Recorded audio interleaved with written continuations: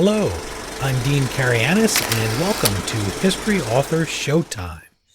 In this episode, we'll be taking a whack at 1975's made-for-TV movie, The Legend of Lizzie Borden.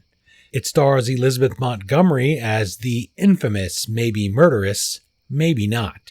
The production racked up a heap of critical praise and a bunch of awards, so it's a good movie, but is it good history? The short answer is yes, but you didn't come here for short answers, you came here for facts. This look back at the past in pop culture examines what the film got right and wrong about yesterday, beyond the nitpicking you can read for yourself at places like IMDb. Items like the 3-page letter Montgomery received on the role from a guy in prison. So pour a glass of bourbon, pop some popcorn, and squeeze into a spot on the living room couch. It's time to warm up the TV set, because darn it, that's something we had to do back in 1975 before we could enjoy ABC's Monday Night Movie. Lizzie Borden has been testified against by generations of children in a nursery rhyme and is continuously reconvicted by the court of public opinion. She's been featured in a whole lot of fictional portrayals, so it's really fun that it's just a simple, modest TV movie that gets closest to being right. In real life, a late 19th century all-male jury found Lizzie not guilty, but that's not nearly the same as being declared innocent. Just ask O.J. Simpson or your least favorite impeached United States president. Lizzie, who had longed to be part of high society, if only her miserly father would foot the bill, found herself ostracized after her acquittal. Nobody knew then or now if she killed her father and stepmother, but the stigma seems to have been enough that it dried up invitations to birthday parties, weddings, and those after-work drink parties at axe-throwing restaurants. It may also have cost the film the Golden Globe for Best Picture in 1976, when it lost out to a story with a more traditional plot, featuring a more sympathetic, real-life heroine. That was the story of Mildred Ella Babe Didrikson Zacharias, who won 2 gold medals in track and field at the 1932 Olympics, and later became a world champion golfer. That film, titled simply Babe, dramatized her battles for acceptance in the world of men's sports, as well as her fight against cancer. Against such odds, Lizzie's double homicide probably never stood a chance, and it's easy to imagine Hollywood executives demanding they sex up the production, but they resisted that push and tried to stick to the facts. Although this movie does feature the first of 3 nude scenes for Elizabeth Montgomery, something she had previously pledged never to do, but I think she did here because it clearly fit the narrative. It wasn't exploitative or something that was titillating. It really fit what Lizzie Borden might have done, and it offered one possible explanation for why she had no blood on her clothes. Telling a story with so many shades of gray and no clear resolution is a challenge, one that required special dedication that I have to salute. Even the title, The Legend of Lizzie Borden, resists the urge to claim that it's a true story. That would be an empty boast. It's one made by the movie Butch Cassidy and the Sundance Kid, which was notoriously inaccurate, and one that I covered in another episode of History Author ShowTime. Period dramas can be a joy to watch when they're done right, but that requires extensive research and effort to get all the little details of life right. Downton Abbey achieves this to an obsessive degree, with a consultant on set to explain just how the world worked, down to the proper placement of cutlery in the grand dining hall.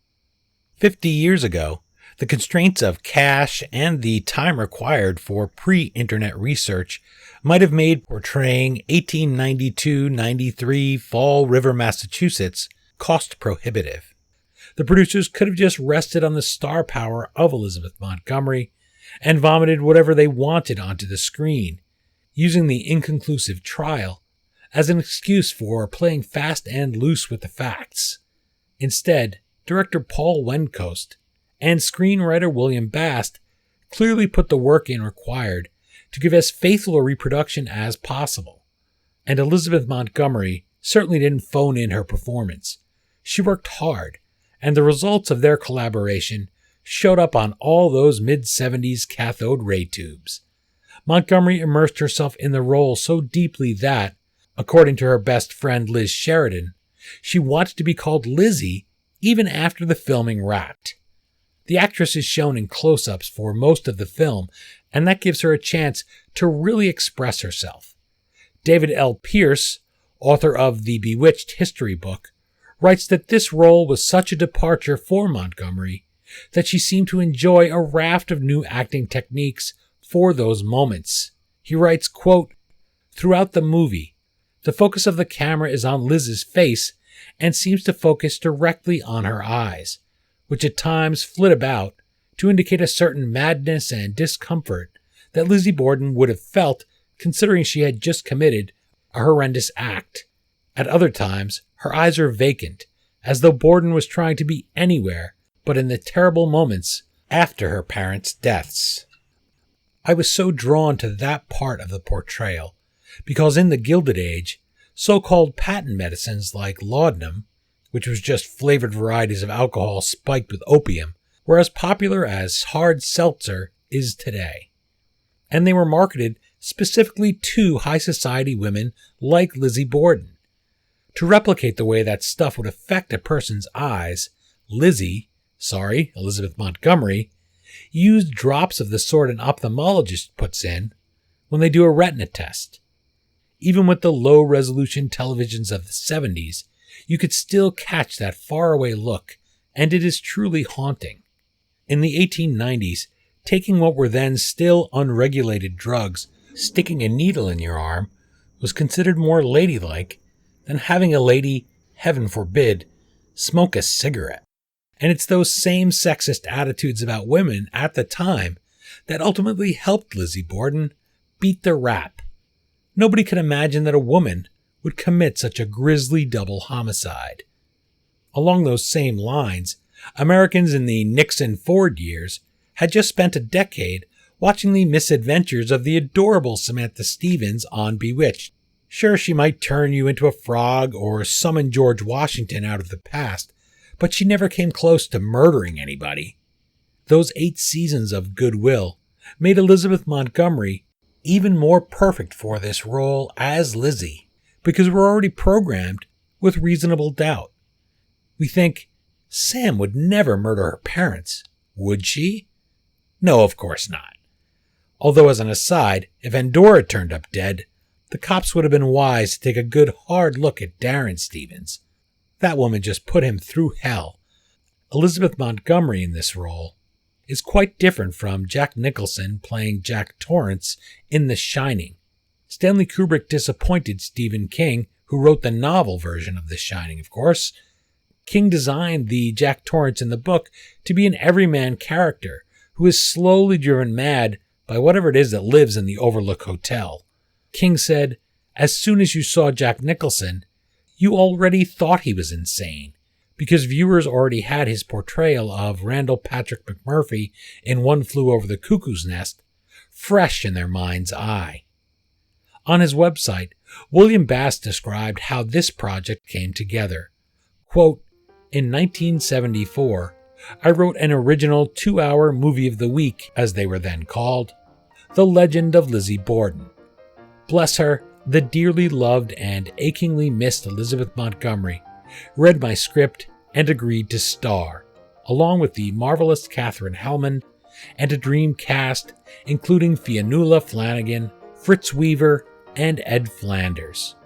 The film received Emmy nominations for editing and music, as well as a Golden Globe Award nomination for Best TV Film in 1976. It also won me the Mystery Writers of America's Edgar Allan Poe Award for my script. Well, those awards speak to the quality of the production. But what would a historian have to say? I asked Cara Robertson just that question when we discussed her book, The Trial of Lizzie Borden, a true story. Cara's book has a lot to say about what we do know and think we know about the 1892 murders and the trial of the century of the week that followed. Here's our discussion about portrayals of Lizzie in Hollywood and why this version, in her judgment, is a favorite compared to the many others, such as the 2015 TV miniseries The Lizzie Borden Chronicles, starring Christina Ricci. We've had things like In Search Of, and there's all of these documentary type things that are out there. There's endless novels that fictionalize the story. She even appeared in The Simpsons at one point, a version of Lizzie Borden did. Yeah, that's my favorite. She's the poor woman of the jury of the damned. Yeah. The most infamous, yeah. She has a speaking role. So from the beyond, she's able to strike a blow for equality that didn't exist at the time. But in those portrayals, what do you find best? And I don't just mean physically. Who do you think is best, the portrayal? Who was fairest and who took the most poetic license? Well, I like that TV movie that Elizabeth Montgomery was in. And she plays her as a kind of a blank person. And there's a way in which we all, and certainly people at the time, project onto this figure of Lizzie Borden. And Lizzie Borden, it should be noted, seems to understand what's going on enough to dress the part. She dresses with care every day for court and arranges her hair and presents as this, what they would have called a lady, because she's aware that that makes a difference to how she's seen by the jury.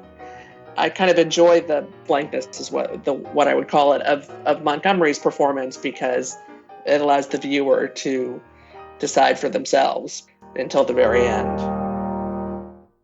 That judgment is high praise from Cara Robertson, who brought a lawyer's eye to this very cold case.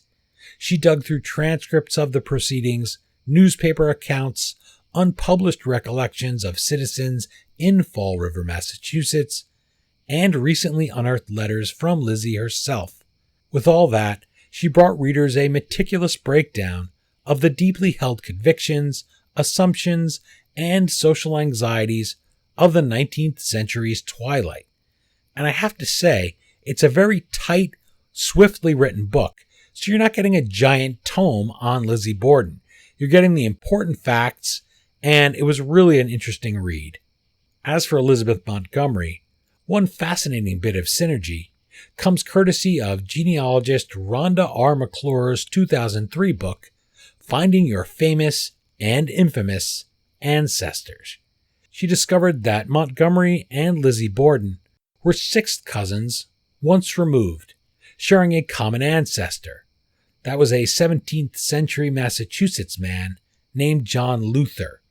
McClure, like the rest of us, couldn't help but, quote, wonder how Elizabeth would have felt if she knew she was playing her own cousin. But according to Herbie J. Pilato's book, Twitch Upon a Star, The Bewitched Life and Career of Elizabeth Montgomery, entertainment historian Thomas McCartney says she did learn of the family connection years after playing the role. He said, quote, she was bemused by the idea, but never said anything else. Oh, that sort of thing is just the worst for curious historians. And yet it's amusing that, like her character, the actor kept her true feelings hidden behind those expressive green eyes. Hollywood, of course, doesn't like loose ends, and the Legend of Lizzie Borden can't help showing flashbacks of our gal committing the murders. But to Bast's credit, he leaves the fictional resolution as unclear as the real-life one in Fall River. Was Lizzie reminiscing about actual events, or just daydreaming about how she would have slain her parents?